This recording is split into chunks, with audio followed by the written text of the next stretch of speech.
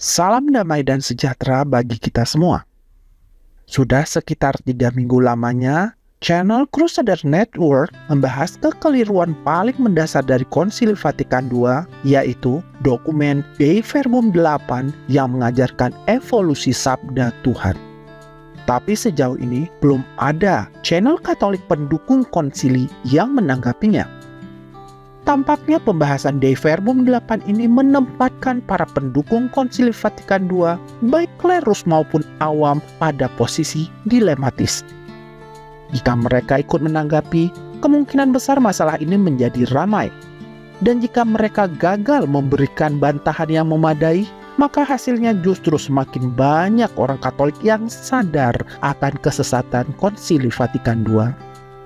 Tapi jika tidak ditanggapi, maka sebagian orang Katolik yang mengikuti masalah ini, yang jumlahnya sudah ribuan orang dan terus bertambah, akan menganggap kesesatan Dei Verbum 8 adalah fakta yang tidak dapat dibantah. Nah, pilihan mana yang lebih baik bagi pendukung Konsili Vatikan II? Biarlah mereka sendiri yang memutuskannya. Sekedar mengingatkan kembali tentang tradisi suci, teks Dei Verbum 8 menyatakan demikian. Tradisi yang berasal dari para rasul itu berkat bantuan Roh Kudus berkembang dalam gereja. Sebab berkembanglah pengertian tentang kenyataan-kenyataan maupun kata-kata yang diturunkan. Teks ini dapat benar apabila yang dimaksud berkembang adalah pengertiannya yang semakin jelas dan semakin dalam, sementara substansinya tetap dan tidak berubah. Itu 100% sejalan dengan seluruh ajaran gereja Katolik sejak zaman para rasul. Tapi masalahnya, yang dimaksud berkembang dalam Dei Verbum 8 tidak demikian, karena di paragraf yang sama dikatakan seperti ini. Sebab dalam perkembangan sejarah, gereja tiada hentinya menuju kepenuhan kebenaran ilahi sampai terpenuhilah padanya sabda Allah.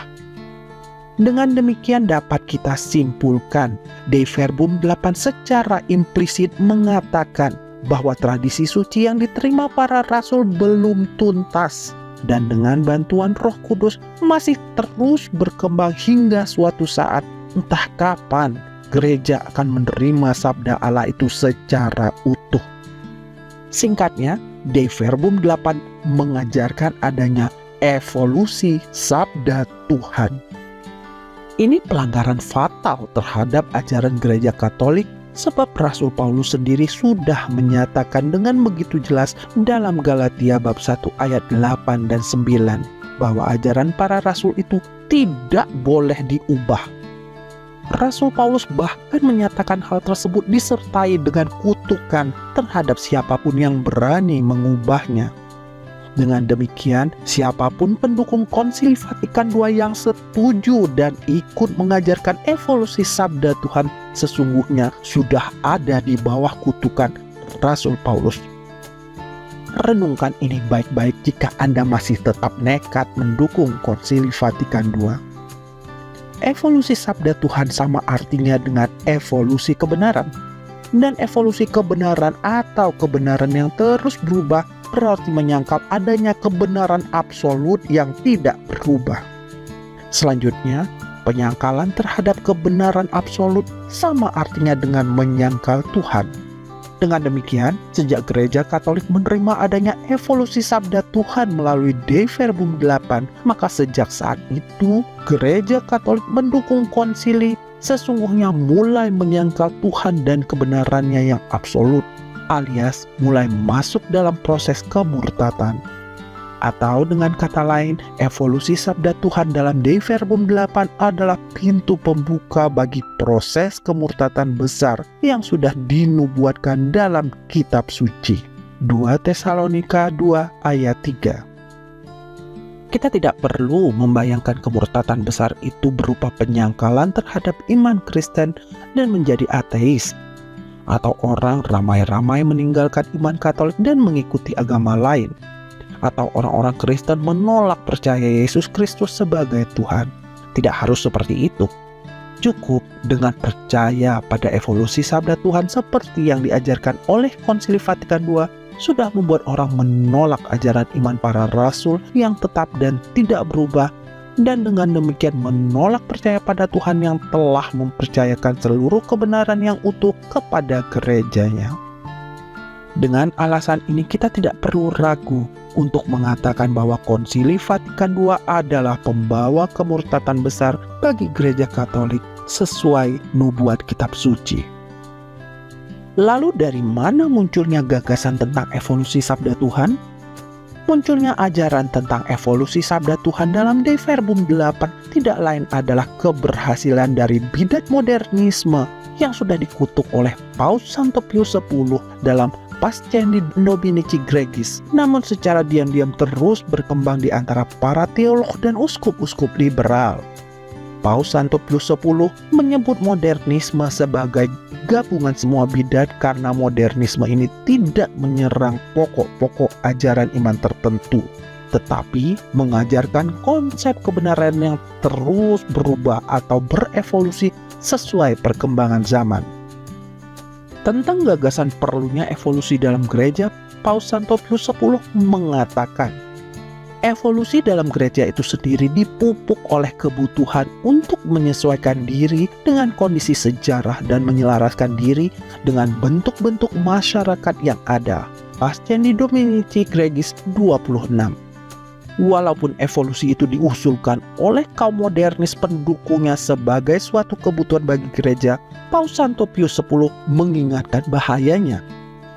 Meskipun evolusi didorong oleh kebutuhan atau keperluan, namun jika dikendalikan oleh hal-hal itu saja, ia akan dengan mudah melampaui batas-batas tradisi dan dengan demikian terlepas dari prinsip vital primitifnya dan akan menghasilkan kehancuran alih-alih kemajuan. Pascendi Dominici Gregis 27. Jadi, evolusi yang muncul dengan dalih perlunya perubahan atau pembaharuan dengan mudah dapat menimbulkan penyimpangan dari ajaran gereja dan justru menghasilkan kerusakan. Dalam dokumen yang sama, Paus Santo Pius X bahkan menjelaskan mekanisme perubahan yang terjadi dalam evolusi kebenaran tersebut. Oleh karena itu, bagi mereka yang mempelajari lebih dekat ide-ide kaum modernis, evolusi digambarkan sebagai hasil dari konflik dua kekuatan, yang satu cenderung ke arah kemajuan, yang lain ke arah konservasi. Pascendi Dominici Gregis 27. Singkatnya, Paus Santo Pius X dengan jeli melihat proses evolusi kebenaran yang digagas oleh kaum modernis tidak lain adalah penerapan dialektika Hegelian antara tesis dan antitesis yang menghasilkan sintesis. Secara sederhana, prosesnya bisa dijelaskan seperti ini. Tesisnya adalah ajaran status quo, yaitu ajaran yang sudah dipercaya sebelumnya. Sementara antitesisnya adalah gagasan pembaharuan yang muncul akibat perkembangan zaman. Selanjutnya dari proses dialektika atau dialog antara tesis dan antitesis, antara gagasan konservatif dan ide-ide pembaharuan, muncullah sintesis yang adalah hasil kompromi antara ajaran konservatif dan gagasan pembaharuan. Sintesis ini kemudian menjadi tesis atau status quo yang baru. Dengan berkembangnya zaman, suatu saat akan muncul antitesis yang baru, yaitu gagasan-gagasan pembaharuan yang lebih baru untuk memenuhi kebutuhan zaman. Selanjutnya, dari proses dialektika antara tesis dan antitesis, muncullah sintesis baru yang merupakan kompromi dari ajaran konservatif dan gagasan pembaharuan. Sama seperti sebelumnya, sintesis ini selanjutnya menjadi tesis dan status quo yang baru. Demikianlah proses dialektika Hegelian ini akan terus berlanjut dan kebenaran yang dihasilkannya akan terus berubah tanpa akhir. Kebenaran yang terus berubah tanpa akhir itulah yang akan didapat gereja Katolik dari evolusi sabda Tuhan yang diajarkan dalam De Verbum 8. Bahayanya yang fatal berupa penyimpangan dan penyangkalan terhadap tradisi suci ajaran iman para rasul sudah diingatkan oleh Paus Santo Pius X.